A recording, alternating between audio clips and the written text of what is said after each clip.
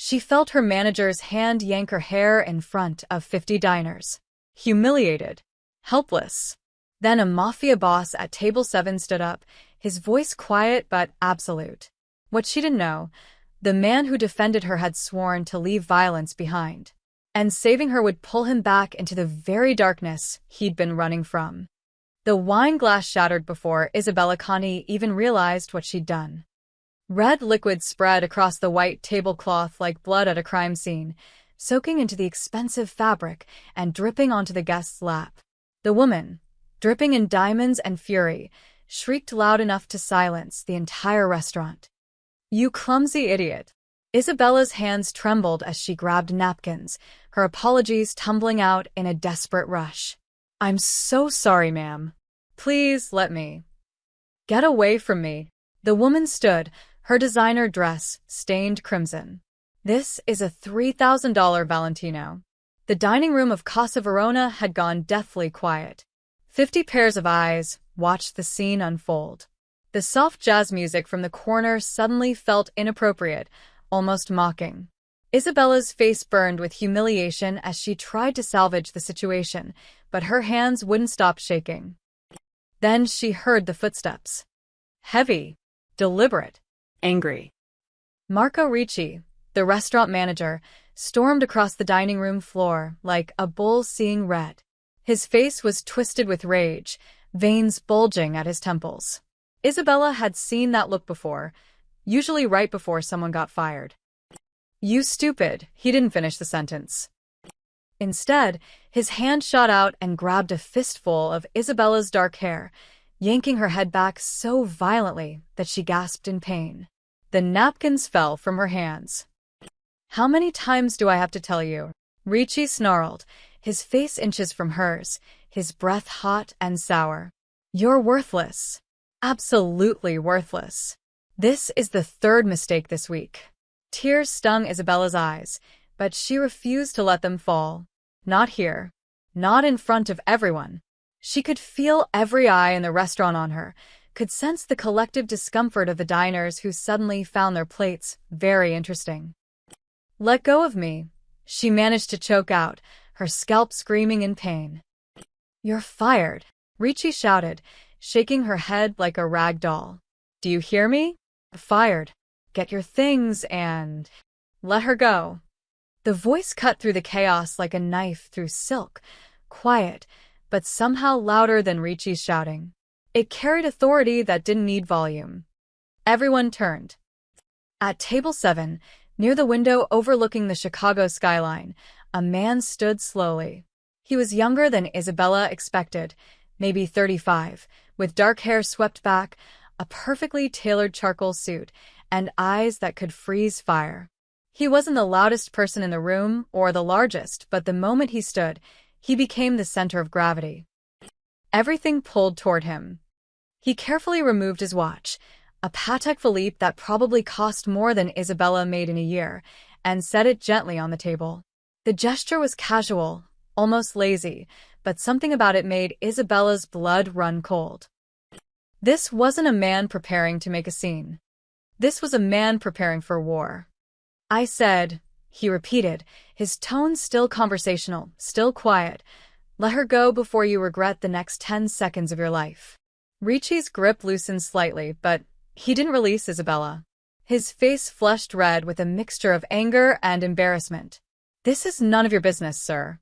This is a staff matter." "It became my business the moment you put your hands on her." The man took a step forward. Just one. But something in the restaurant's atmosphere changed. 2 other men, large, silent, wearing suits that didn't quite hide their builds, stood from a nearby table. They didn't say anything. They didn't have to.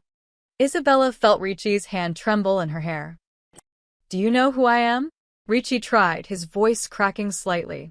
"I've been managing this restaurant for 8 years. I have every right to discipline my staff as I." "You have 3 seconds." The man's voice dropped even lower, almost gentle now, which somehow made it more terrifying. 3. 2-inch. Ricci released Isabella so quickly she stumbled. He stepped back, hands raised, trying to salvage some dignity. "Fine. Fine." But she still fired. She's. No, the man walked forward now, each step measured and purposeful.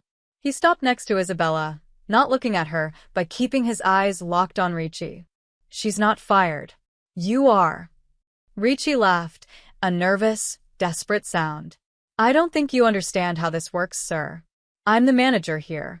You can't just. I can. The man pulled out his phone, made a single call, and said 4 words. By Casa Verona. Tonight, he hung up. The entire interaction took less than 10 seconds. The restaurant held its collective breath. Ricci's face went from red to white. You can't. That's not. By tomorrow morning, I'll own this building and everything in it. The man finally turned to look at Isabella, his expression softening just slightly. Are you hurt? Isabella touched her scalp, still throbbing. She wanted to say something strong, something brave, but all that came out was, I'm fine. No, you're not, he turned back to Ricci. You have 60 seconds to leave before my patience runs out. I suggest you don't waste them. Ricci looked around desperately, hoping for support, for someone to challenge this stranger's authority. But the other diners looked away. The kitchen staff had gathered at the door, watching silently. Even the hostess seemed to shrink into the corner. The 2 bodyguards took a step closer. Ricci fled. He actually ran through the restaurant, knocking over a chair in his haste to reach the exit. The door slammed behind him, and the silence that followed was deafening. The man straightened his cuffs, picked up his watch, and fastened it back onto his wrist. Then he turned to the entire restaurant and said, loud enough for everyone to hear, everyone's meal tonight is on me, including wine, dessert, whatever you want. And I apologize that your evening was interrupted by a man who forgot how to treat people with dignity. He pulled out a black credit card and handed it to the stunned hostess. Then, without another word, he walked toward the exit. Isabella stood frozen, her mind reeling. Who was this man? Why had he done that? And why did everyone in the restaurant look absolutely terrified of him? She made a decision before she could think it through. Wait. She ran after him, ignoring the whispers that erupted behind her, ignoring the pain in her scalp, ignoring every voice in her head that screamed this was a terrible idea. She caught him just outside the restaurant, in the alley that smelled of garlic and rain. You didn't save me, she said, her voice sharper than she intended. Her emotions were all over the place. Gratitude, anger, confusion, something else she couldn't name. You just wanted to prove who's boss. He stopped, turned, and looked at her with those impossibly dark eyes. For a moment, she thought she saw surprise flicker across his face. Then something else, amusement, maybe, or respect. Maybe, he said, a half-smile playing at the corner of his mouth. Or maybe I just don't like watching men hurt women who work harder than them. They stood there in the Chicago night, 2 strangers connected by violence, and now, by something neither could name. And Isabella knew, with absolute certainty, that her life had just changed forever. The alley was cold, but Isabella's blood was running hot. So that's your thing? She said, crossing her arms. You swoop in, throw money around, and expect everyone to fall at your feet in gratitude. The man tilted his head, studying her like she was a puzzle he hadn't expected to encounter. His bodyguard stood a respectful distance away, near a black SUV with tinted windows, watching but not interfering. Most people would say thank you, he observed, his tone mild. I'm not most people. Isabella took a step closer, her fear evaporating in the face of her anger. The adrenaline from the confrontation was still pumping through her veins, and she was done being afraid, done being pushed around. You humiliated Ricci in there, made a big show, bought an entire restaurant just to prove a point. That's not kindness, that's ego. You're right, Isabella blinked. She'd been prepared for defensiveness, maybe arrogance. Not agreement. It was ego, he continued, leaning against the brick wall. He looked more relaxed now, less like the dangerous man from inside, and more like someone who might actually be human. About 60% ego. The other 40%? I really do hate bullies. Despite herself, Isabella felt her anger waver. 60%. Maybe 65, that half smile again. I'm being honest. I could have handled it quietly, paid for your legal fees, gotten Ricci fired through proper channels. But where's the fun in that? Fun. Isabella's voice rose. That was my job in there. My livelihood. Did it occur to you that maybe I needed that job? That maybe getting fired in a spectacular fashion, even if you're supposedly preventing it, might make it impossible for me to work anywhere else in this city? The smile faded. I didn't think of that. Of course you didn't. Isabella paced the narrow alley, her work shoes splashing through a puddle. Rich people never do. You see a problem, you throw money at it, and you assume that fixes everything. But I have rent due in 6 days. I have student loans. I have a life that doesn't include mysterious strangers buying restaurants on a whim. He pushed off from the wall, and suddenly he was closer than she'd realized. Not threatening, just present in a way that made the air feel thicker. What's your name? He asked. Why should I tell you? Because I'd like to know what to call the only person in Chicago brave enough to yell at me in an alley. Isabella hesitated. Something about the way he said it, without mockery, without condescension, made her defenses crack slightly. Isabella Conti. Adrian Moretti. He extended his hand. She stared at it. A handshake seemed absurdly formal after everything that had just happened, but she took it anyway. His grip was firm, warm, and lasted a fraction of a second longer than necessary. Look, Isabella Conti, Adrian said, releasing her hand. You're right. I didn't think about the consequences for you. I saw a woman being assaulted by her boss, and I reacted. Maybe too strongly. Maybe selfishly. But I'm not apologizing for getting him away from you. I didn't ask you to apologize for that part. Isabella's voice was quieter now. Just, next time you want to play hero, maybe consider that the person you're saving might not want to be saved that way. There won't be a next time. Why? Because you've learned your lesson? She couldn't keep the sarcasm out of her voice. No. Adrian's expression turned serious. Because I meant what I said in there. By tomorrow morning, I'll own Casa Verona, and you'll have your job back if you want it. Better hours, better pay, and definitely a better manager.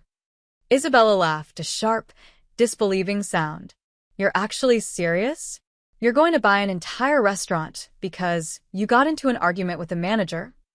I've made worse investments for worse reasons. That's insane. Probably, he shrugged, and for a moment, he looked younger. Less like the commanding presence from the dining room, and more like someone who was making things up as he went along. But I'm committed now. The call's been made. My people are already drawing up the papers. Your people, Isabella shook her head. Who are you? Some kind of real estate mogul? Tech billionaire? Something flickered across Adrian's face, something dark and complicated. Something like that. That's not an answer. It's the only one I'm giving tonight. He glanced at his watch. It's late. Can I give you a ride home? Absolutely not. The words came out automatically. I don't know you. You could be a serial killer for all I know. Fair point. Adrian pulled out a business card. Thick, expensive cardstock with minimal text. Just a name and a phone number. Call me tomorrow. We'll talk about your future at Casa Verona. Or don't. Your choice. Isabella took the card, studying it in the dim light of the alley. The name meant nothing to her, but something about the weight of it in her hand felt significant. Why do you care? She asked. Really? Why does any of this matter to you? Adrian was quiet for a long moment. When he spoke, his voice was softer, stripped of the confidence and control. My mother was a waitress, he said, in Florence before we moved to the States. She worked 16-hour shifts at a restaurant where the owner treated her like dirt, grabbed her, yelled at her, just like Ricci did to you. One night, he hit her. She quit, but the damage was done. She never quite trusted restaurants again. Never quite trusted men in power again. Isabella's throat tightened. I'm sorry. Don't be sorry. Just don't let men like Ricci make you small. He turned toward the SUV, then paused. And, Isabella? You were right to confront me. Most people are too afraid to tell me when I'm wrong. I need that around me. I wasn't trying to do you a favor. I know. That's what made it valuable. He walked to the SUV, his bodyguards opening the door in perfect synchronization. Before he got in, he looked back one more time. The offer stands. Tomorrow. Think about it. Then he was gone, the SUV disappearing into Chicago's late-night traffic, leaving Isabella standing in an alley holding a business card and wondering what the hell had just happened to her life. She looked down at the card again. Adrian Moretti. Why did that name sound familiar? Isabella didn't sleep that night. She lay in her cramped studio apartment, staring at the water-stained ceiling, turning Adrian's business card over and over in her hands. Every time she closed her eyes, she saw the scene replaying, Ricci's hand to her hair, the wine spreading across the tablecloth, and those dark eyes watching from table 7. By 6 in the morning, she gave up on sleep and made coffee. By 7, she was back at Casa Verona. The restaurant looked different in daylight, smaller somehow, less magical. The windows she'd cleaned 1,000 times reflected the morning sun. The door she'd walked through for 3 years stood closed, a handwritten sign taped to the glass, closed for renovations. Renovations. Already. He actually did it, Isabella whispered. You didn't hear? She jumped. Carlos, one of the line cooks, was leaning against the building with a cigarette. He looked exhausted, his chef's whites rumpled like he'd slept in them. Hear what? Girl, where have you been? Carlos took a long drag. It's all anyone's been talking about. That guy from last night? He bought the whole place. Paid cash. The owners didn't even try to negotiate. They just took the money and ran. Isabella's stomach flipped. He really did it. That's not even the crazy part. Carlos lowered his voice, glancing around like the empty street might be listening. You know who he is, right? Adrian Moretti. He gave me his card. And the name doesn't ring any bells? When Isabella shook her head, Carlos's eyes widened. Jesus, Isabella. Adrian Moretti. As in the Moretti family. As in Chicago's most dangerous. He stopped himself, took another drag. You really don't know? A chill ran down Isabella's spine. Know what? Before Carlos could answer, Maria appeared in the doorway. The head hostess had been at Casa Verona longer than anyone, 15 years of seating guests and managing reservations. She looked pale, shaken. Isabella, thank God, Maria grabbed her arm. Come inside. We need to talk. All of us. Inside, the entire staff had gathered, waiters, cooks, dishwashers, even old Tony, who usually never left the kitchen. They were clustered around the bar, voices hushed, phones out. The energy felt wrong, almost funeral-like. What's going on? Isabella asked. We've been researching our new boss, said James, a waiter who'd been there almost as long as Maria. He turned his phone around, showing Isabella a news article. And we found some interesting information. The headline made Isabella's blood run cold. Moretti family patriarch dies in prison, end of a criminal empire. She grabbed the phone, scrolling through the article. The words jumped out at her in fragments. Organized crime, racketeering, violence, money laundering, Chicago's underworld, 30-year sentence.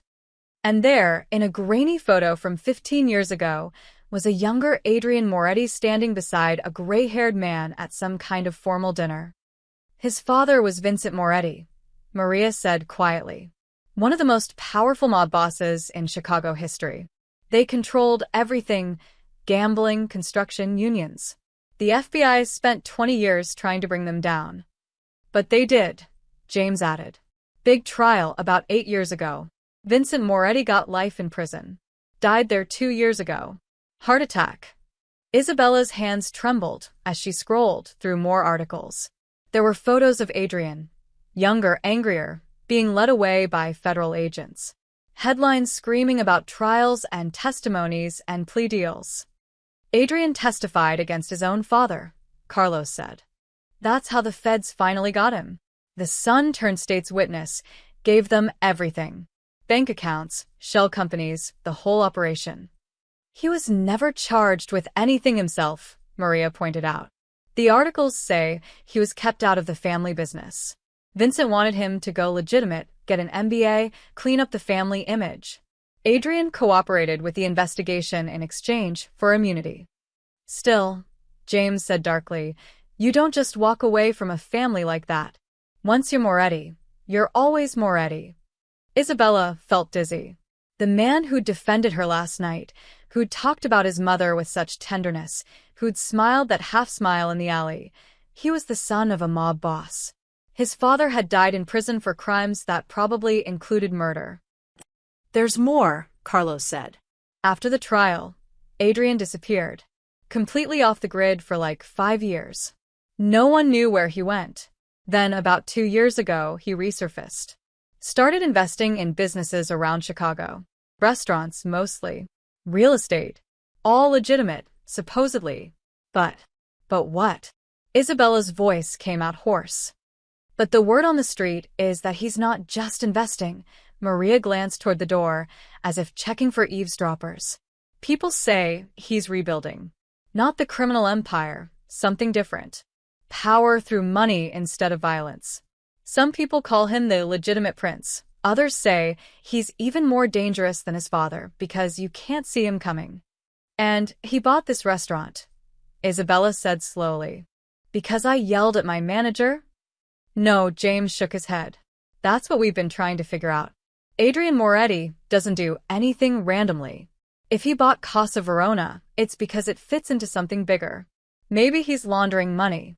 Maybe he's using it as a front. Or maybe he just wanted to help someone, Isabella interrupted, surprising herself. She thought about the way Adrian had looked when he talked about his mother. The anger in his eyes when Ricci grabbed her hair. Maybe not everything is a conspiracy.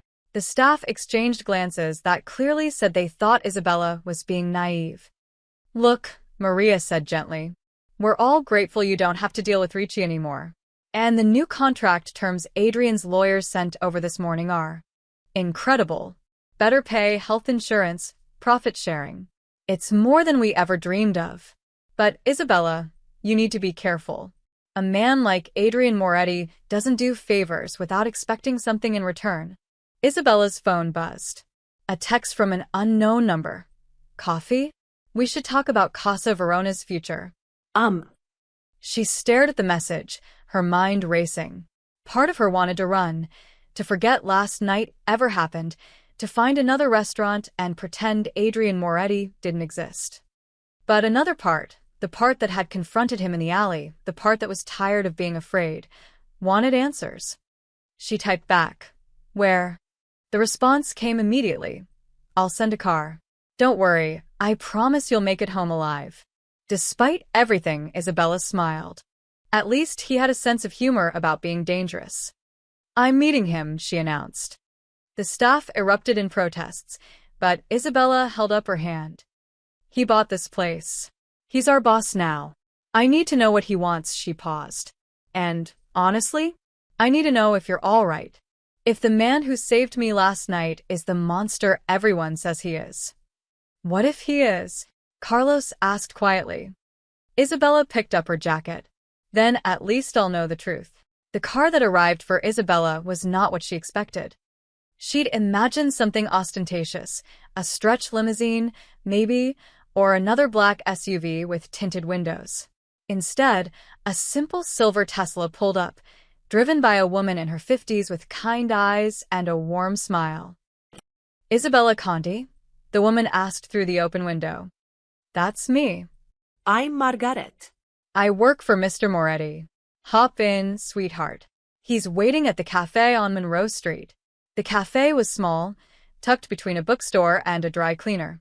Through the window, Isabella could see Adrian sitting at a corner table, typing on a laptop.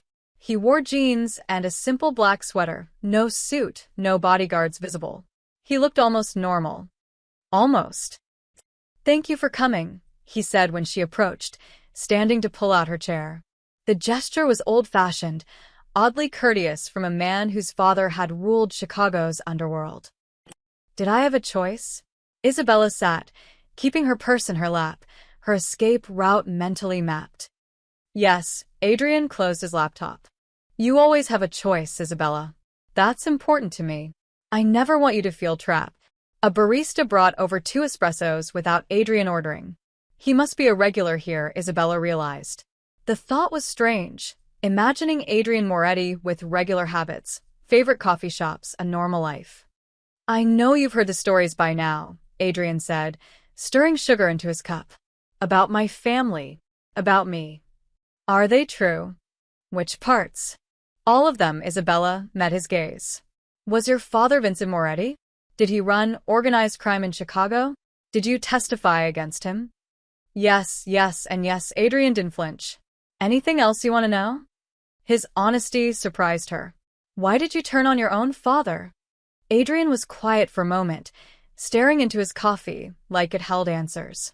When he spoke, his voice was low, almost sad. Because I watched him destroy everything he touched. My mother died when I was 19, cancer that could have been treated if we'd caught it earlier, but she was too afraid to go to doctors. Too afraid they'd ask questions about bruises, about stress, about why a woman married to a wealthy man looked so haunted. He looked up. My father didn't hit her. He didn't have to. The fear did all the work. Isabella felt her throat tighten. After she died, I was supposed to take my place in the family business. Vincent had kept me clean, sent me to business school, kept my name off everything illegal. I was supposed to be the legitimate face of the Moretti empire. Adrian laughed bitterly. But I saw what that empire was built on. Broken families. Ruined businesses. People too terrified to fight back. I couldn't do it.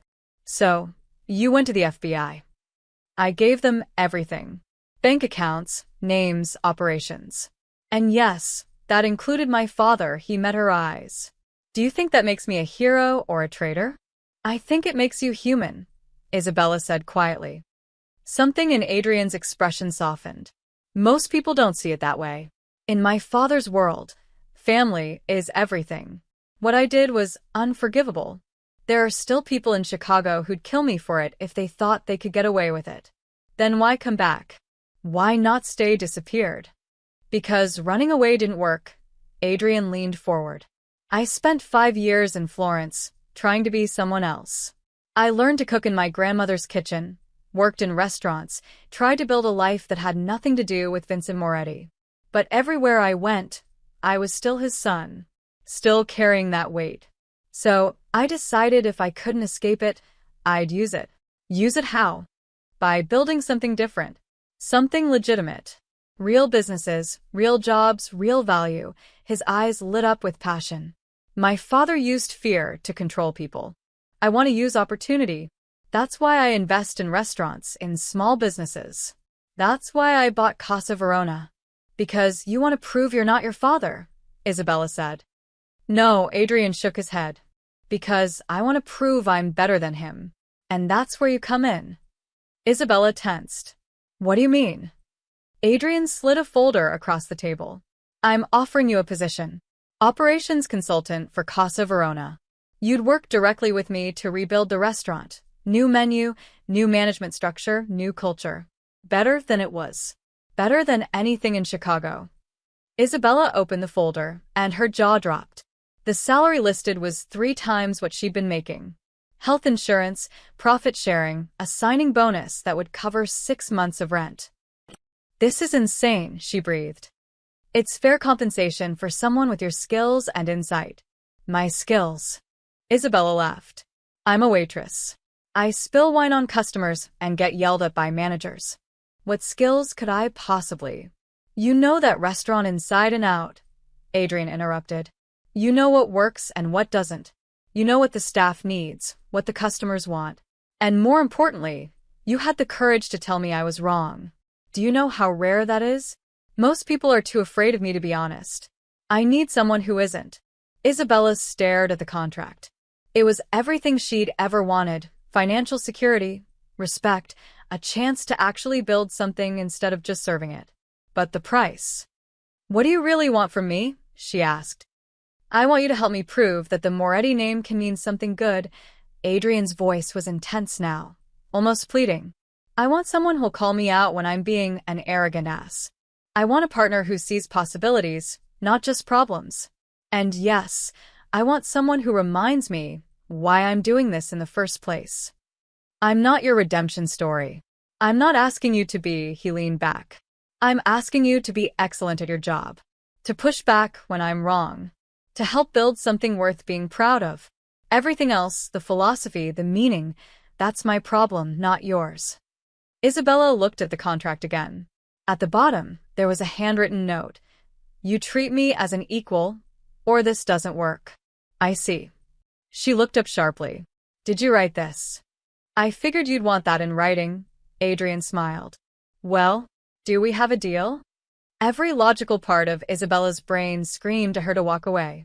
Adrian Moretti was dangerous, complicated, dragging a legacy of violence behind him like chains.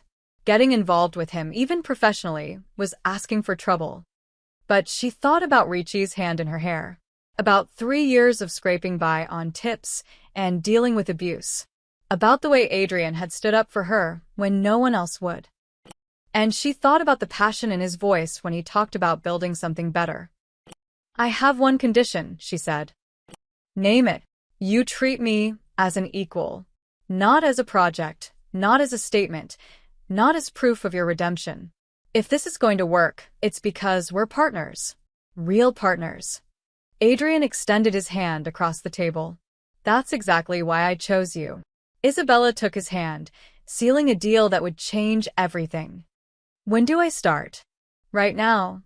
Adrian grinned, a real smile this time, not the careful half-smile from before. We have a restaurant to rebuild.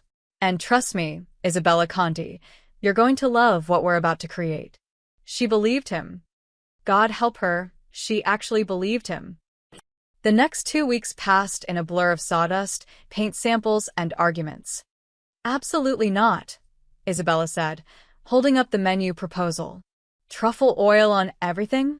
This isn't 2015, Adrian. People want honest food, not pretentious garbage. Adrian looked up from the floor plans spread across what used to be Casa Verona's dining room. Construction workers moved around them, tearing out old booths and refinishing the hardwood floors. It's a classic flavor profile, he protested. It's lazy. Isabella circled 3 items with a red pen. If you want to honor your Italian heritage, let's do it right. Real ingredients, simple preparations. Your grandmother didn't use truffle oil, did she? A smile tugged at Adrian's mouth. She'd have thrown it at my head. Smart woman, Isabella tossed the menu back to him. Try again. It became their rhythm. Adrian would propose something, usually too expensive, too complicated, or too influenced by whatever food trend he'd read about. Isabella would shoot it down, and they'd argue until they found something better. The staff watched these exchanges with barely concealed amusement. They fight like an old married couple, Carlos whispered to Maria as Adrian and Isabella debated tile choices for the 3rd time that day. Except married couples eventually agree on something, Maria whispered back. But they were wrong. Beneath the arguments, Adrian and Isabella were building something remarkable. The new Casa Verona, they decided to keep the name, was taking shape as a blend of old-world elegance and modern comfort. Adrian's eye for design and Isabella's practical knowledge of how a restaurant actually worked created something neither could have achieved alone. The late nights started in the 2nd week. Go home, Adrian said one evening, finding Isabella still at the restaurant at 11 p.m., reviewing supplier contracts. I will. Just finishing these. Isabella, you've been here since 7 this morning. So have you. He couldn't argue with that. Instead, he went to the kitchen, the only part of the restaurant still functional, and came back 15 minutes later with 2 plates of pasta. You cooked. Isabella stared at the cacio e pepe like it might be poisoned. My grandmother's recipe. I told you I spent time in her kitchen. Adrian sat across from her, twirling pasta on his fork. Eat. You can't rebuild a restaurant on coffee and stubbornness alone. Isabella took a bite and nearly moaned. The pasta was perfect, silky, rich, with just the right amount of black pepper bite. This is incredible. My grandmother believed good food was medicine. For the body and the soul. Adrian watched her eat with an expression she couldn't quite read. She used to say that cooking for someone was the most honest thing you could do. You can't fake it. Either you care enough to do it right, or you don't. Did you cook for your father? The question slipped out before Isabella could stop it. They'd avoided talking about Vincent Moretti since that first conversation at the cafe. Once, Adrian said quietly, when I came back from business school, I made him dinner, everything my grandmother taught me. I thought maybe if I showed him I could create something beautiful, something that didn't hurt people, he'd understand why I couldn't join the family business. What did he say? He said cooking was for women and servants. That I was wasting my education. Adrian set down his fork. 3 months later, I went to the FBI. Isabella reached across the table, her hand covering his. She didn't plan it, didn't think about it. The gesture just felt right. I'm sorry, she said. Don't be. It led me here, his hand turned under hers, their fingers intertwining. To this restaurant. To this moment. The air between them changed. Charged. Isabella became acutely aware of how close they were sitting, how his thumb was tracing small circles on her palm, how his dark eyes seemed to see straight through her. She pulled her hand back. We should finish eating. Right? Adrian cleared his throat. Of course, but something had shifted. The next night, Isabella burned her hand on a hot pan while testing recipes in the kitchen. Damn it! She dropped the pan, tears springing to her eyes. Adrian was beside her in seconds. Let me see. It's fine, Isabella, his voice was firm but gentle. Let me see. She held out her hand. The burn wasn't terrible, red and angry, but not blistering. Adrian led her to the sink, running cool water over it with a tenderness that made her chest ache. You need to be more careful, he murmured, examining the burn. I know how to handle a kitchen. I know. But I'd prefer if you kept all your fingers. He found the first aid kit, pulling out burn cream and gauze. Hold still. His fingers were gentle as he bandaged her hand, his head bent in concentration. Isabella watched him work, noticing details she'd tried to ignore before. The way his hair fell forward, the strong line of his jaw, the faint scar above his left eyebrow. Where'd you get that scar? She asked. Adrian touched his eyebrow reflexively. Bar fight.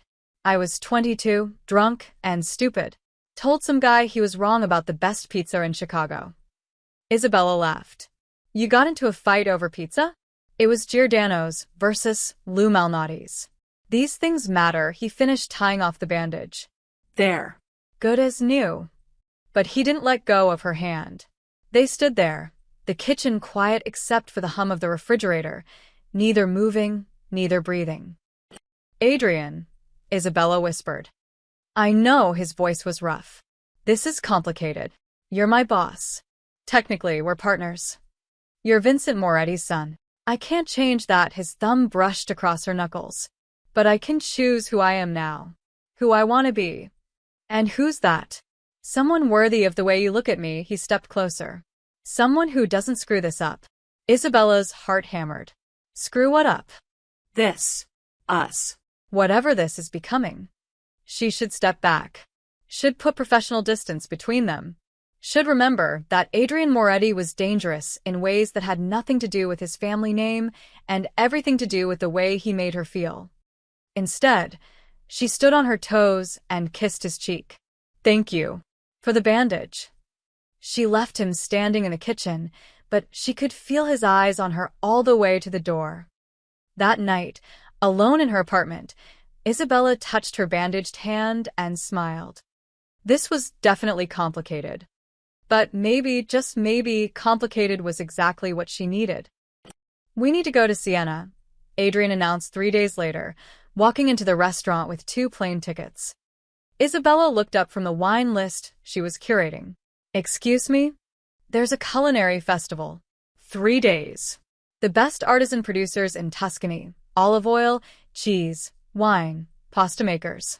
If we're going to make Casa Verona authentic, we need authentic partnerships. He slid a ticket across the table. We leave tomorrow. Tomorrow? Isabella's voice rose. Adrian, I can't just drop everything and fly to Italy. We have the grand opening in 3 weeks. The staff training starts Monday. The liquor license still hasn't. Margaret's handling the license. Carlos can run the training. He knows the menu as well as we do. And the opening will be better if we have real Italian ingredients, not the commercial stuff we can get in Chicago. Adrian leaned against the table. Besides, when's the last time you took a vacation? I don't take vacations. I work. Exactly my point. He pushed the ticket closer. 3 days, Isabella. Think of it as research. Business expenses, separate hotel rooms, completely professional. The way he said completely professional made her think he was trying to convince himself as much as her. This is insane, she said, even as she picked up the ticket. That seems to be my specialty. Siena in September was golden. Isabella had never been to Italy, never been anywhere really. Her parents had immigrated from Italy to Chicago before she was born, but they'd never had money to visit. Standing in the Piazza del Campo, surrounded by medieval buildings and the smell of espresso, she felt something unlock in her chest. It's beautiful, she breathed. Adrian stood beside her, his expression softer than she'd ever seen it. My grandmother brought me here when I was 10. She said Siena was where Tuscany kept its heart. He pointed toward the Duomo. Come on. The festival starts in an hour, but I want to show you something first. They walked through narrow streets that wound like secrets, past shops selling hand-painted ceramics and leather goods. Adrian moved through the city like he belonged here, greeting shopkeepers in fluid Italian, navigating the maze of alleys without hesitation. He stopped at a small trattoria tucked into a corner. This is where my grandmother worked before she moved to America. The owner's grandson runs it now. An elderly man emerged, his face lighting up when he saw Adrian. They embraced, rapid Italian flowing between them. Then the old man turned to Isabella, taking her hands. Bella, Bella, he said, winking at Adrian. Finalmente, una ragazza intelligente. Isabella looked at Adrian. What did he say? He said you're smart. Adrian's ears were slightly red. He's making assumptions. What kind of assumptions? The kind Italian grandmothers and their friends always make. Adrian cleared his throat. Come on. The festival. The festival was overwhelming in the best way. Endless stalls of olive oil for tasting, wheels of Parmigiano Reggiano being cracked open, wine flowing freely. Isabella took notes furiously while Adrian negotiated with producers, his Italian smooth and confident. You're different here, she observed as they walked between stalls, the afternoon sun warm on their shoulders. Different how? Lighter. Like you're not carrying as much weight. She sampled a piece of prosciutto a vendor offered. In Chicago, you're always aware of who's watching, who's judging. Here, you're just you. Adrian was quiet for a moment. That's because Chicago knows Vincent Moretti. Siena only knows Adrian. He stopped walking, turning to face her. That's why I came back here after the trial. To remember who I was before I became my father's son. And did you? Remember? I started to. His eyes held hers. And I'm remembering more now. Isabella's breath caught. They were standing in the middle of a crowded festival, surrounded by noise and laughter, but it felt like they were completely alone. Adrian, try this. A vendor interrupted, thrusting glasses of wine at them. Brunello di Montalcino. The best in Tuscany. The moment broke. Isabella laughed, taking the glass. To research. To research, Adrian agreed, but his eyes said something different. They had dinner at a small restaurant outside the city walls, overlooking the Tuscan countryside. The sun was setting, painting everything gold and amber. Where are you really running from? Isabella asked, emboldened by wine and the distance from Chicago. Adrian swirled his wine, considering. That's not quite the right question. Then what is? What am I running toward? He set down his glass. For years, I thought I was running from my father's legacy. From the violence, the fear, the darkness. But that's not it. I'm running toward something my father never could, peace. A life built on creation instead of destruction. That's a beautiful goal, Isabella said softly. It's also exhausting. Adrian's voice was raw. Every day in Chicago, I feel people watching, waiting for me to become him, to slip back into that world. Some days, I'm so tired of fighting against expectations that I wonder if it wouldn't be easier to just give in. But you don't. No. Because that would mean he won. Adrian looked at her, and in the fading light, he looked younger, vulnerable. And because now I have something worth fighting for. The restaurant. More than that, he reached across the table, his fingers finding hers. A reason to be better than I was yesterday. Isabella's heart raced. Adrian, we work together. This could complicate. I know he didn't let go of her hand. I've been telling myself that for 2 weeks. Stay professional. Keep distance. Don't make things messy. But Isabella, I'm tired of running from things that scare me. And you terrify me. Why? Because you make me want things I didn't think I deserved. A real partnership. Trust. Something that isn't built on fear or power or legacy. His thumb traced circles on her palm. You make me want to be someone worth knowing. You already are, Isabella whispered. The words hung between them, heavy with meaning. Then Adrian stood, coming around to her side of the table. He offered his hand. Walk with me? They walked through the Tuscan evening, through olive groves and past stone farmhouses, not talking, just existing together. When they reached a small overlook, Adrian stopped. I don't want to screw this up, he said quietly. Then don't, Isabella turned to face him. Don't make promises you can't keep. Don't treat me like I'm fragile. Don't. He kissed her. Soft, tentative, asking permission with every second. Isabella's hands found his chest, feeling his heartbeat racing as fast as hers. The Tuscan sunset painted them gold, two people trying to become something better than their pasts. When they pulled apart, Adrian rested his forehead against hers. Still complicated, he murmured. Absolutely, Isabella breathed. But maybe that's okay. Maybe it is. They stood there as the sun set completely, holding each other, neither one running anymore. The flight back to Chicago felt too short. Isabella and Adrian spent it planning the menu, reviewing contracts, maintaining the careful professional distance they'd agreed upon. But every accidental touch, hands brushing over papers, shoulders bumping in the cramped airline seats, reminded them of Siena, of sunset and promises and a kiss that had changed everything. We should talk about it, Isabella said as they waited for their luggage. About what? Adrian's tone was carefully neutral, but his hand found the small of her back, guiding her through the crowd. About what happens now. In Chicago. Now, we open the best restaurant the city has ever seen. He grabbed their bags. Everything else, we figure out as we go. It should have felt uncertain. Instead, it felt like possibility. Casa Verona was beautiful. The renovations had finished while they were gone. Margaret had overseen everything. The new bar with its marble top, the open kitchen design, the warm lighting that made everything glow. The staff had completed training. The opening was set for Friday night, just 4 days away. It's perfect, Isabella breathed, walking through the transformed space. It's not just mine anymore, Adrian said, standing beside her. It's ours. The word hung between them, ours. A restaurant. A partnership. Maybe something more. Isabella's phone buzzed. Then Adrian's. Then both again. That's weird, Isabella muttered, checking the screen. It was a news alert. Fire at Moretti-owned property in River North. Adrian's face went pale. That's the wine bar I bought last year. More alerts. Another fire. This time at a cafe in Lincoln Park. Then a text message to Adrian's phone from an unknown number. He showed it to Isabella, his jaw tight. Florence remembers its king. Step aside or burn. Florence. Isabella's stomach dropped. But your father's organization was dismantled.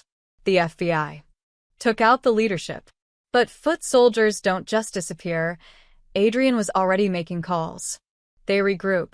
They wait. And apparently, they're tired of waiting. Within an hour, they learned the extent of it. 3 properties damaged. 1 employee injured. Not seriously, but enough to send a message. And more texts, all saying the same thing. Adrian had betrayed his father, and now Chicago's underworld wanted him gone. "We need to close the restaurant," Isabella said. "At least until—" "No," Adrian's voice was steel. "That's exactly what they want. They want me to run, to hide, to prove I'm weak. Adrian, this isn't about ego. People could get hurt.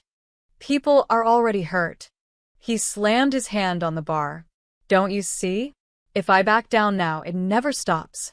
They'll keep burning, keep threatening, keep taking until there's nothing left." Isabella grabbed his arm. "Then what do we do?" Adrian was quiet for a long moment. When he looked at her, the mask had dropped completely. This wasn't the smooth investor or the reformed son. This was something harder, something forged in a world Isabella had only read about. "I handle it," he said. "My way." The next day, Adrian disappeared. Isabella tried calling, texting, even going to his penthouse apartment. Nothing. Margaret would only say, "He's taking care of business. Give him time." But the restaurant still needed to open. Isabella threw herself into preparations, working 18-hour days, trying not to think about where Adrian was or what taking care of business meant. On the third day, Marco arrived. Isabella knew him from photos, Adrian's oldest friend, the one who'd stood by him during the trial. He was tall, broad-shouldered, with a scar running down his left cheek and eyes that had seen too much. "You're Isabella," he said.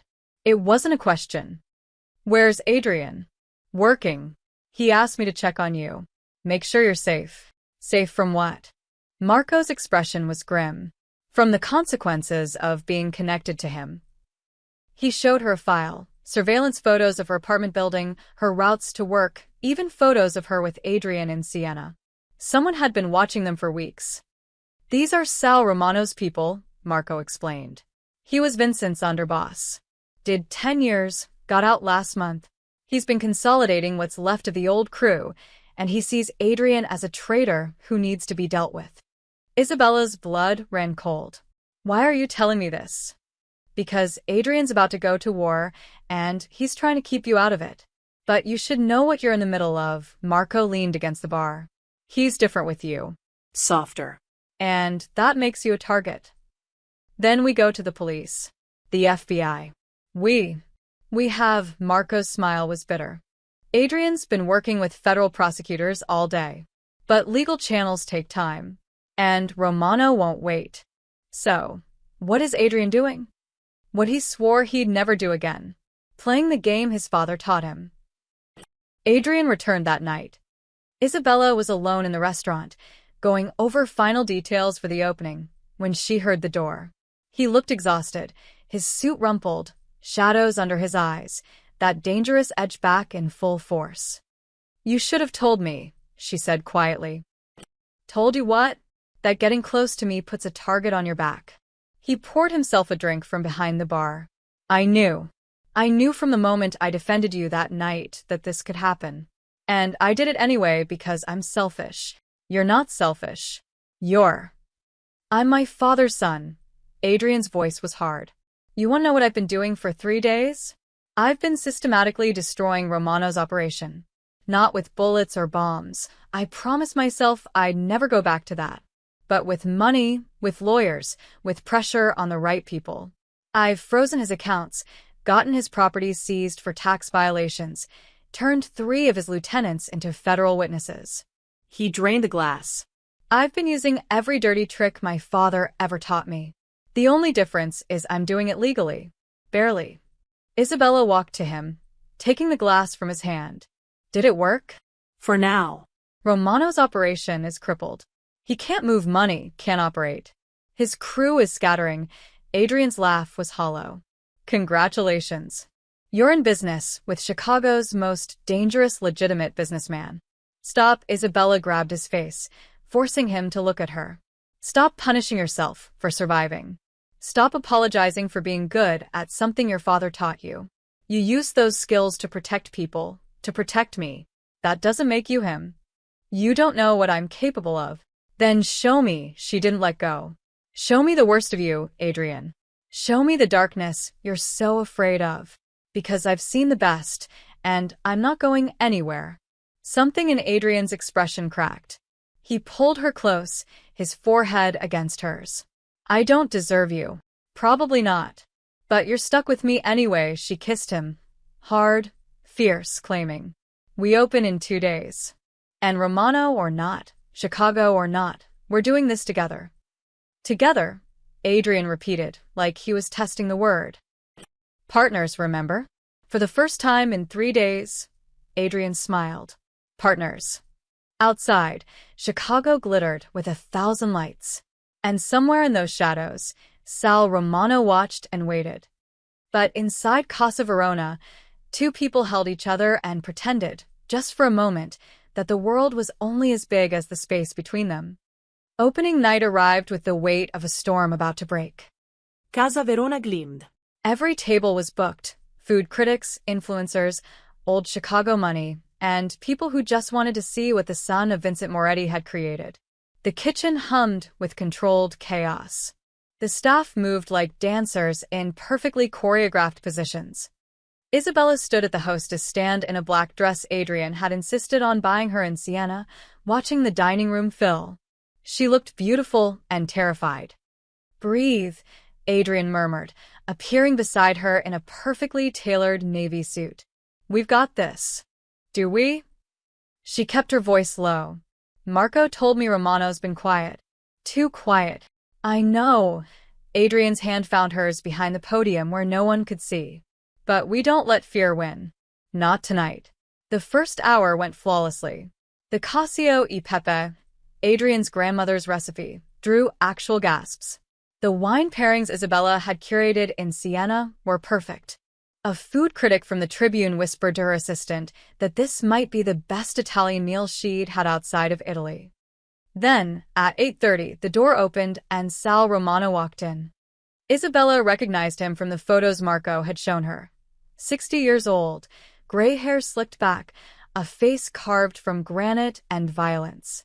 He wasn't alone, for men flanked him, all wearing suits that didn't quite hide their bulk. The restaurant's energy shifted. Conversations died.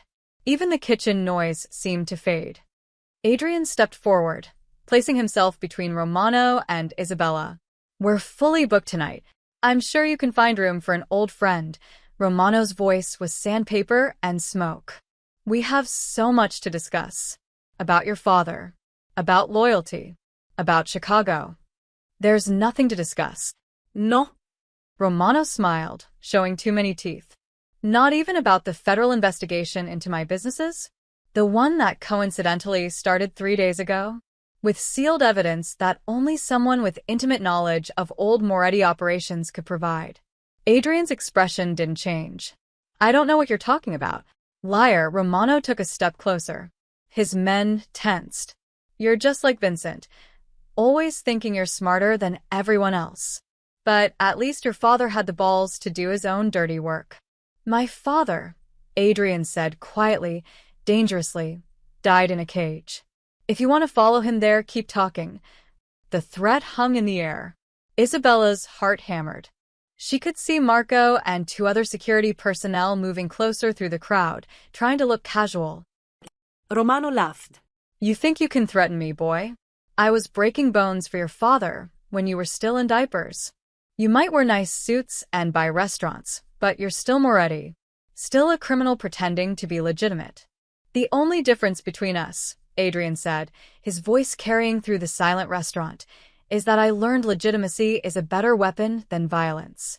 You burn my properties? I freeze your accounts. You threaten my people? I turn yours into witnesses. You want a war? I'll bury you with paperwork and prosecutions so deep you'll wish you were in the same cell as my father. Tough words. Romano's hand moved toward his jacket. Everything happened at once. Marco was there, gripping Romano's wrist. The other security personnel surrounded Romano's men. Adrian didn't move, didn't even flinch. You're not going to shoot me, Adrian said calmly. Not here, not in front of 50 witnesses, not with federal agents probably outside right now because you're stupid enough to violate your parole by coming within 100 feet of me. Romano's face went purple. You set me up. I gave you rope. You hanged yourself. Adrian pulled out his phone, showing Romano the screen. It was a live feed, federal agents outside, watching the restaurant. The moment you walked through that door, you violated the restraining order my lawyers filed yesterday. You're going back to prison, Sal. Not because I'm violent like my father, because I'm smarter. For the first time, Romano looked uncertain, then afraid. Take him, Adrian said. Marco and his team escorted Romano and his men out. Through the windows, Isabella watched federal agents move in, making arrests. The whole thing took less than 3 minutes. The restaurant remained frozen in silence. Then Adrian turned to the dining room, his composure perfect, and said, I apologize for the interruption. Tonight's desserts are on the house. Please enjoy your meals. Like a spell breaking, conversation resumed. The kitchen started moving again. Someone laughed nervously. A critic took another bite of pasta and made notes. But Isabella saw what others didn't. The tremor in Adrian's hands as he straightened his cuffs, the way his jaw clenched, the storm behind his carefully controlled expression. She followed him to his office in the back. The moment the door closed, Adrian slumped against it. I planned that, he said hoarsely. All of it. I knew Romano would come. I knew he couldn't resist confronting me. And I used his pride, his anger, to put him back in prison. You protected everyone here. I manipulated him. Adrian looked at her with haunted eyes. Just like my father would have. The only difference is I used lawyers instead of guns. But the calculation? The coldness? That was all Vincent Moretti. Isabella crossed to him, taking his face in her hands. No. Your father would have had Romano killed. You had him arrested. Your father ruled through fear. You just showed an entire restaurant, an entire city, that you can defend yourself without violence. That's not Vincent. That's you. You sound so certain. I am certain, she kissed him softly. Because Vincent Moretti would never have opened a restaurant, would never have learned to cook, would never have stood up for a waitress being abused by her boss. You're not your father, Adrian. You're the man who chose a different path. Adrian pulled her close, holding her like she was the only solid thing in a shifting world. What if I make the wrong choice? What if one day I wake up and I am him?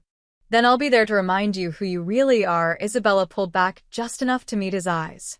That's what partners do. A knock on the door. Marco stuck his head in. Romano's in custody. Federal agents want a statement, but they said it can wait until tomorrow.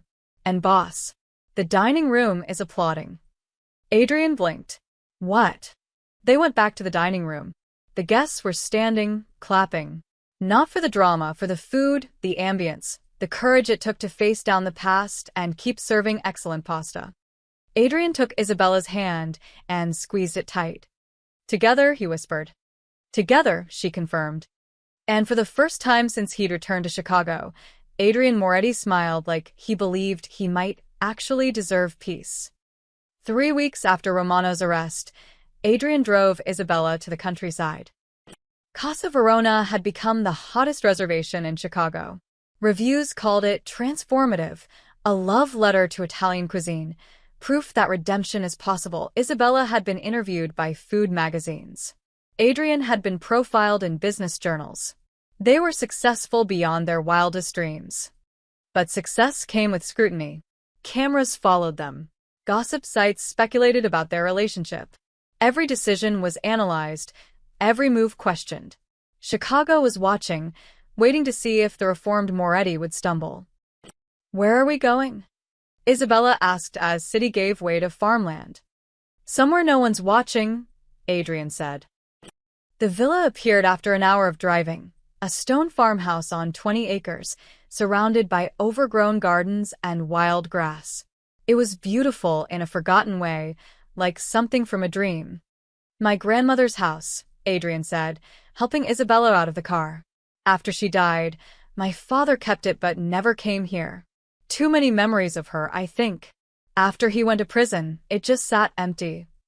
They walked through rooms thick with dust and silence. The kitchen still had her pots hanging on hooks. The garden still had her rosemary growing wild. The bedroom still had her portrait on the wall, a young woman with dark hair and eyes that looked like Adrian's. "She would have loved you," Adrian said, standing in the doorway. "She always said I needed someone who wouldn't be afraid to tell me when I was being an idiot." Smart woman. Isabella touched the portrait gently. "Why didn't you sell this place?"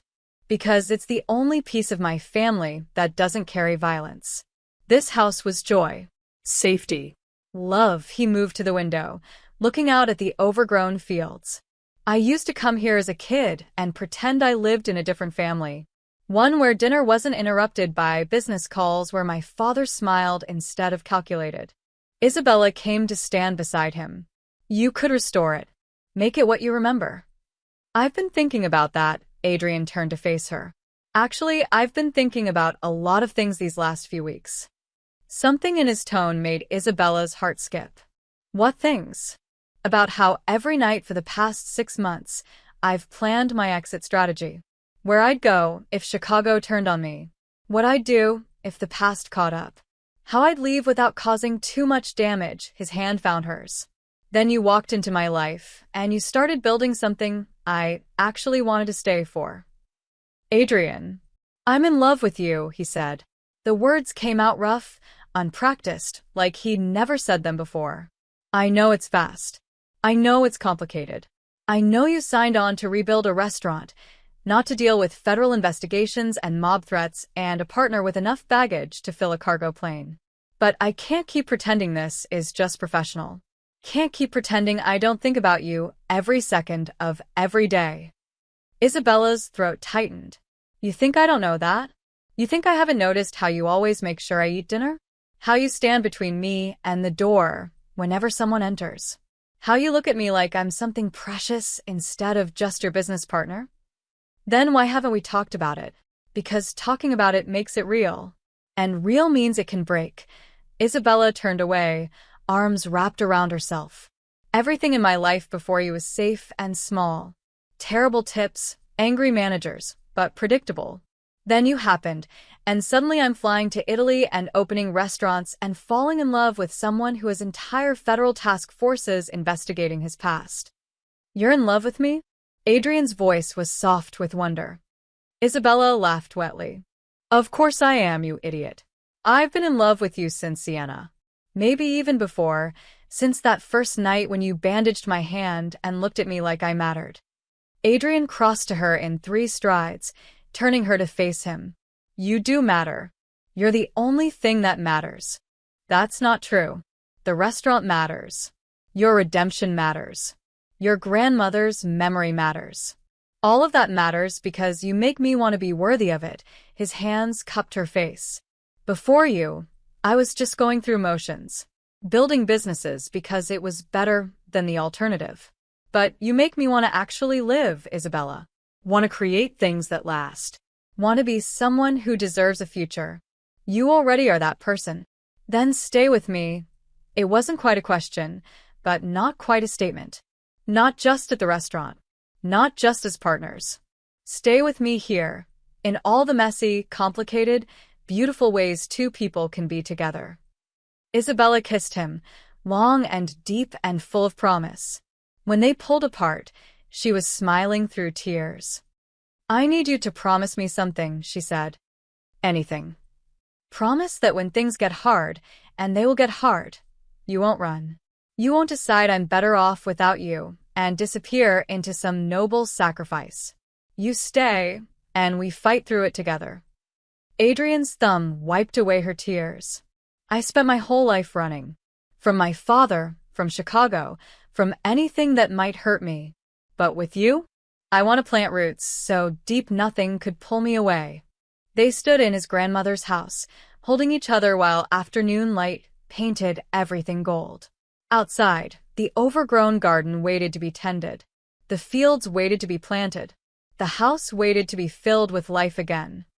"We could open a second location," Isabella said suddenly. Here.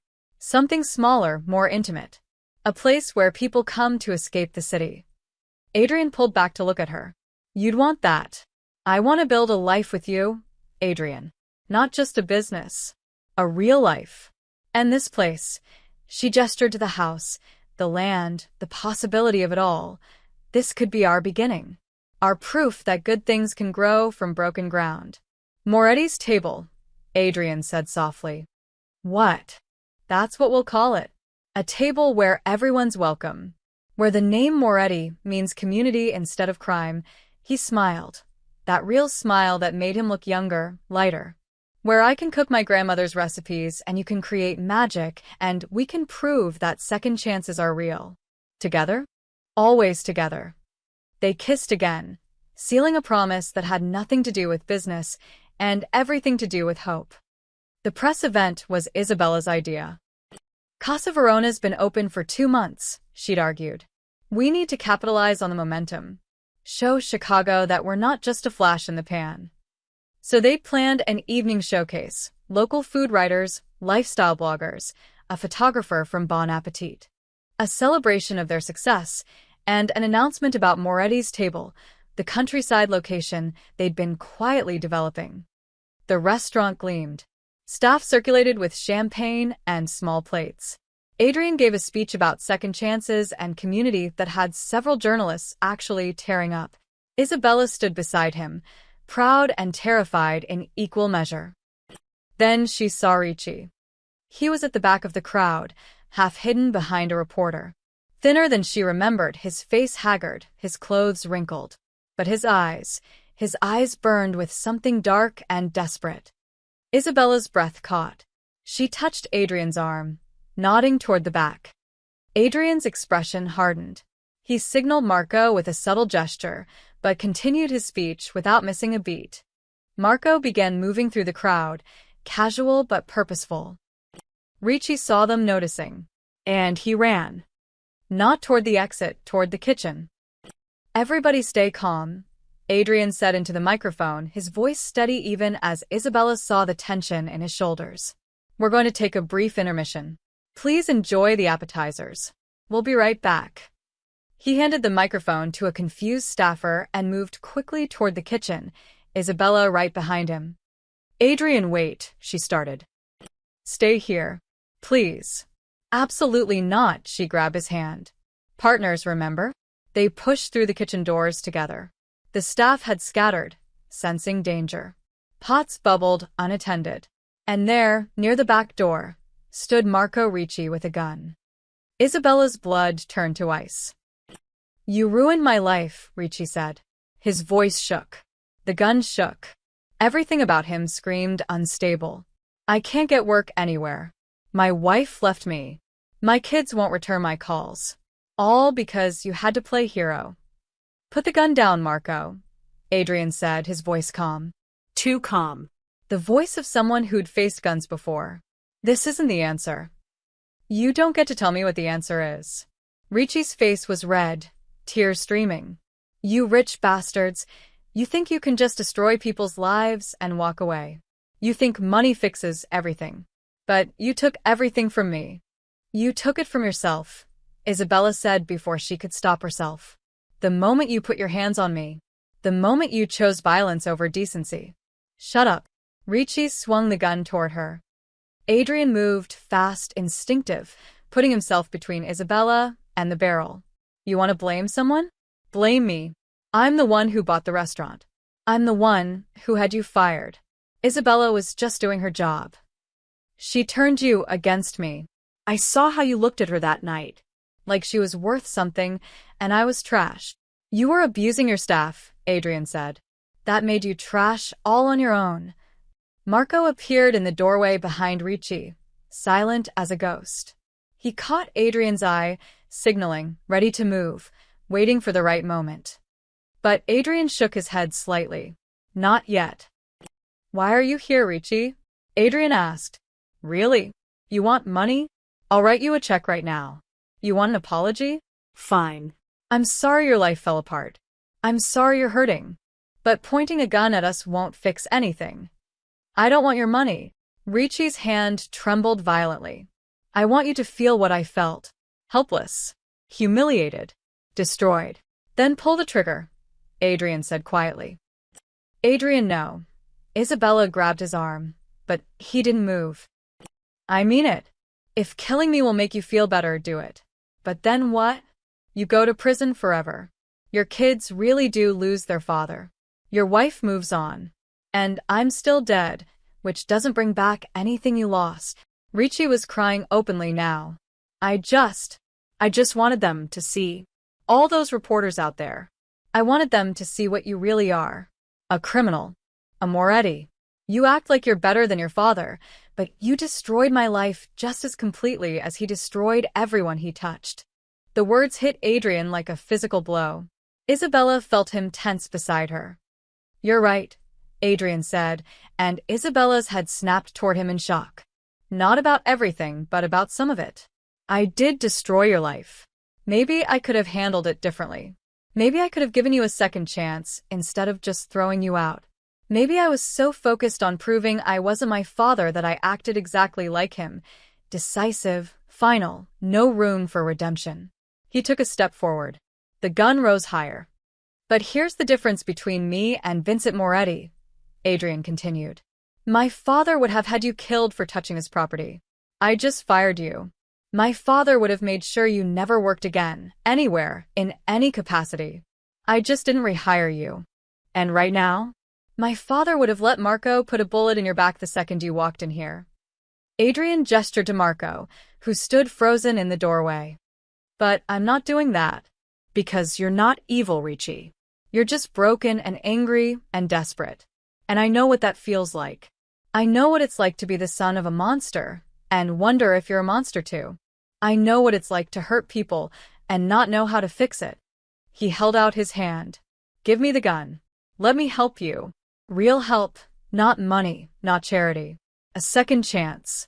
Because if I believe in redemption for myself, I have to believe in it for you too. The kitchen was silent except for the bubbling pots. Isabella held her breath. Ricci looked at Adrian's outstretched hand. At the gun. At his own reflection in the stainless steel counter. Desperate, pathetic, lost. I don't deserve it, he whispered. Neither do I, Adrian said. But we get to try anyway. That's what second chances mean. Slowly, so slowly, Ricci lowered the gun. Adrian stepped forward and took it, ejecting the magazine with practiced efficiency. He handed it to Marco, without looking away from Ricci. You think power is fear, Adrian said softly. But I learned something my father never understood. Real power is forgiveness. The strength to show mercy when you could show violence. Ricci collapsed, sobbing. Adrian caught him, holding him up like a father would hold a son. I've got you, Adrian murmured. You're going to be okay. We're going to get you help. Real help. Isabella watched, tears streaming down her face, as Adrian Moretti, son of Chicago's most violent crime boss, chose compassion over revenge. And in that moment, she knew without question that she would love this man for the rest of her life. 6 months later, Casa Verona reopened under its new name, Taste of Fire. The rebrand had been Isabella's idea. We've been through fire, literal and metaphorical, she'd said. Let's own it. Let's show Chicago that fire doesn't just destroy. It transforms. The name resonated. Critics loved the symbolism. The menu reflected it too. Wood-fired pizzas, flame-roasted vegetables, dishes that embraced heat and transformation. Adrian had added his grandmother's recipes, each one a small rebellion against his father's legacy. The night of the grand reopening, Isabella stood at the entrance in a deep red dress, greeting guests with a confidence she'd never imagined possessing 6 months ago. She wasn't just a waitress anymore. She was co-owner, operations director, the heart of Taste of Fire. Nervous, Adrian appeared beside her, looking devastating in a black suit. Terrified, she admitted. What if people don't? They will, he squeezed her hand quickly, privately. Because we built something real. Something that matters. He was right. The restaurant was packed. Every table filled with people who'd been waiting months for this moment. The wine Isabella had sourced from Siena flowed freely. The kitchen moved like a symphony. Even old Tony, who never smiled, was grinning as he plated dishes. Chicago Tribune's food critic approached them during the appetizer course. This is remarkable, she said, gesturing to her plate of burrata with fire-roasted tomatoes. But I have to ask, how do you respond to people who say this is just good PR? That you're using a restaurant to rehabilitate the Moretti name? Adrian opened his mouth, but Isabella spoke first. I'd say they're half right, she said, and felt Adrian's surprised glance. This absolutely rehabilitates the Moretti name, but not through PR, through action. Every person working here has healthcare, fair wages, and profit sharing. Every ingredient is sourced ethically from suppliers we pay on time. Every decision we make asks, does this create value or does it extract it? She looked at Adrian. Adrian could have opened a restaurant anywhere, could have hidden behind a corporate structure, kept his name off the door. Instead, he put his family name on something that builds up instead of tears down. That's not PR. That's purpose. The critics scribbled notes, nodding. And you? How do you respond to speculation about your relationship with Mr. Moretti? Some say it's a conflict of interest mixing business with love. Isabella finished. I'd say that love is exactly what makes this work. We challenge each other. We push each other to be better. And yes, sometimes we argue about whether truffle oil has any place in modern cuisine. It doesn't, Adrian interjected. But those arguments make us stronger. Both the relationship and the business, Isabella smiled. Besides, if we can survive federal investigations, mob threats, and an armed confrontation in our kitchen, I think we can handle running a restaurant together. The critic laughed. You might be the most honest restaurateur I've ever interviewed. After she left, Adrian pulled Isabella aside into the quiet of his office. That was amazing, he said. The way you handled her questions, the way you defended. Us, Isabella finished. I defended us, Adrian, because I'm tired of apologizing for loving you. Tired of treating our relationship like it's something scandalous instead of something beautiful. I know. I just worry about the scrutiny it brings you. The way people look at you differently because you're with me.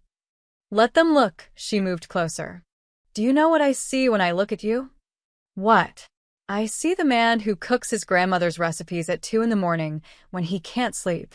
I see the man who insisted we hire Marco Ricci's cousin when no one else would give her a chance. I see the man who cried when we got our first perfect review because it meant your mother would have been proud. Her hand found his cheek. I see the man I love. Everything else is just noise. Adrian kissed her, deep and slow and full of promise. When they pulled apart, he reached into his pocket. I was going to wait, he said, pulling out a small velvet box. Maybe do something elaborate, romantic. But Isabella Connie, you make me want to stop planning and just live. He opened the box. Inside was a ring, simple, elegant, with a band made of melted silver. My father's cufflinks, Adrian explained. The only thing of his I kept. I had them melted down and remade into something new. Something that represents transformation instead of legacy. Isabella's hand flew to her mouth. My past built this, Adrian continued, his voice thick with emotion. Every hard lesson, every mistake, every moment of darkness led me to you. But our love will rebuild me. Will keep rebuilding me every day. So, Isabella, will you? Yes, she didn't let him finish. Yes, 1,000 times yes. He slipped the ring on her finger, and it fit perfectly, like it had been waiting for her all along. They kissed again, and through the office window, they could see the dining room, full of life and laughter and people enjoying food made with love. They could see their staff working together seamlessly. They could see the city lights of Chicago twinkling beyond the windows. We did it, Isabella whispered. We actually built something that matters. We're not done yet, Adrian pulled her close. Moretti's table opens in 3 weeks. And I'm thinking, maybe after that, we start planning something else. Another restaurant. A family, he said it quietly, like he was testing the words. I never thought I'd want that. Never thought I'd be the kind of man who could be a father without screwing it up. But with you, I want everything. Kids running through that farmhouse. Teaching them to cook. Showing them that the Moretti name can mean love instead of fear. Isabella's eyes filled with tears. That sounds perfect. Not perfect, Adrian corrected, but real. Messy and complicated and absolutely worth fighting for. Outside the office, someone called their names. The dinner service was reaching its peak. Critics were asking for them. The restaurant needed its owners. But for just one more moment, they stayed there. Two people who'd found each other in fire and built something that would outlast the flames. Ready? Adrian asked, offering his hand. Isabella took it, her engagement ring catching the light. Always. They walked back into the dining room together, into the noise and heat and beautiful chaos of their creation. And Chicago, watching, judging, always analyzing, finally saw what they'd known all along. This wasn't just about a restaurant. It was about redemption. About proving that where you come from doesn't have to determine where you're going. It was about love being the only fire worth keeping. 1 year later, the Tuscan hills were golden. Moretti's table stood at the top of a gentle slope, surrounded by vineyards that Adrian and Isabella had planted themselves. The old farmhouse had been transformed, not into something modern and slick, but into something warm and alive. His grandmother's kitchen had been restored, expanded, made into the heart of a restaurant that felt more like coming home than going out to eat. Children played in the courtyard, their laughter echoing off stone walls that had been silent for too long. Local families mixed with visitors from Chicago, from Italy, from everywhere. There were no velvet ropes here, no dress codes. Just long wooden tables, good food, and the kind of welcome that made strangers feel like family. Isabella stood in the doorway, one hand resting on her growing belly, watching Adrian at the outdoor grill. He'd insisted on cooking outside for the opening, said his grandmother always believed the best food was made under open sky. "You're supposed to be resting," Maria called from inside, where she was managing the front of house. She'd moved from Chicago to help run Moretti's table, bringing her husband and grandchildren with her. "I'm standing." "That counts as resting," Isabella smiled. "Besides, I can't miss this." The opening had been quiet by design. No press, no critics, no grand announcements. Just an invitation to the community, come eat with us. The response had been overwhelming. Every table was full. People sat on the grass with plates balanced on their laps. Wine flowed. Music played. Carlos emerged from the kitchen with another tray of pasta. "Boss, we're running low on the Casio e Pepe. Should I make another batch?" "Make 3, Isabella said. "And Carlos? Stop calling me boss. We've been over this." "Sorry, Isabella," he grinned. "Old habits." Adrian appeared beside her, smelling of wood smoke and herbs. His sleeves were rolled up, his face flushed from the heat of the grill. He'd never looked more handsome. "Come with me," he said, taking her hand. "There's something I want to show you." He led her away from the restaurant, up a small path that wound through the vineyard. The evening sun painted everything amber and gold. In the distance, the hills rolled away forever. They stopped at the top of the vineyard, where a single olive tree stood, ancient, gnarled, still bearing fruit after 100 years. "My grandmother planted this," Adrian said, his hand on the rough bark.